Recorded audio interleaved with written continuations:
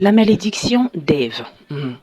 Lorsque Adam et Ève ont mangé le fruit défendu et que Dieu les a, soumis au châtiment, il dit à la femme, tes désirs se tourneront vers ton mari et il dominera sur toi.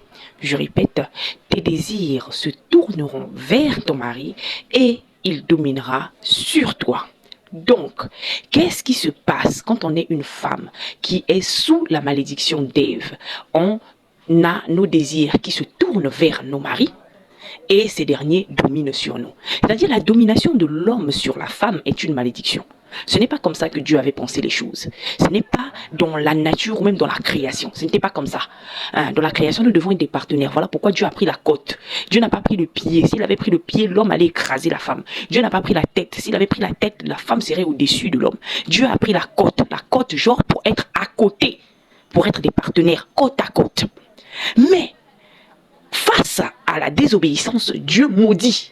Et quand il maudit, il dit l'homme dominera sur la femme. Voilà.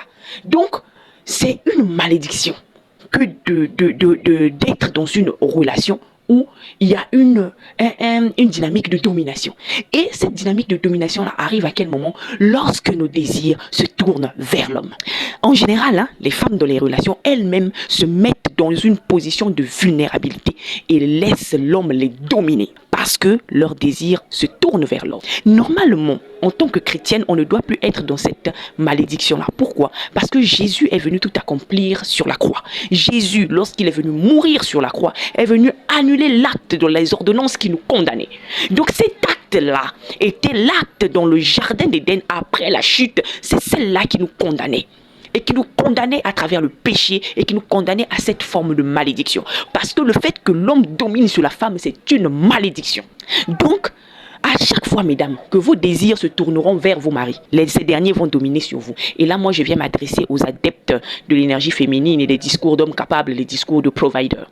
À chaque fois que toi, femme, tu vas t'asseoir et puis tu vas te dire que moi, là, pour être bien, il faut que mon mari fasse ci, il faut que mon mari fasse ça, il faut qu'il fasse ci pour moi, il faut qu'il fasse ci. À chaque fois que tout ce que toi tu désires, là, c'est l'homme qui doit faire ça pour toi, il dominera sur toi.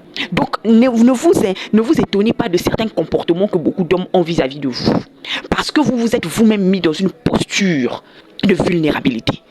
C'est-à-dire, la malédiction d'Ève, c'est la dépendance financière et affective. C'est ça la malédiction d'Ève. Tous les désirs d'Ève se tournent vers Adam.